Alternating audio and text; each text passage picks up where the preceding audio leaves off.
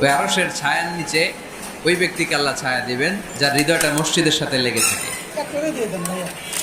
সবসময় মসজিদের সাথে মনটা পড়ে থাকে। এরকম আছে না? এটা হলো শাহী বিরানি মসজিদে হাউস, বারবার যেতে চায়। মসজিদে যাওয়ার জন্য যতগুলো কদম ফেলবেন, প্রতিটা কদমে আলীনগর আপনার বাজার মর্যাদা চৌরাস্তা, একতলা বাড়ায় দেয় কে? চৌরাস্তার সামনে গুনাহগুলো মাফ করে শাহী দেয় কে? বিরানি হাউসে আবার চলে মসজিদে আসবেন। যদি কোনো দিনই হালাকায় বসেন, আল্লাহর রহমত চারদিক থেকে আপনারে বেষ্টন করে ফেলে, আল্লাহর ফেরেশতারা আপনাদের জন্য দোয়া করতে থাকে।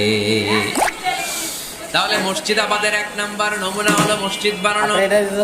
মসজিদকে আবাদ করার 2 নাম্বার নমুনা হলো মসজিদে জামাতের সাথে সালাত আদায় করা। মসজিদ আবাদের 3 নাম্বার নমুনা হলো হৃদয়টা মসজিদের সাথে জড়িয়ে রাখা। মসজিদ আবাদের 4 নাম্বার নমুনা হলো নিজ হাতে মসজিদকে পরিষ্কার পরিচ্ছন্ন রাখা। মসজিদ ঝাড়ু দিচ্ছেন কে কে? দেখি হাত তোলেন।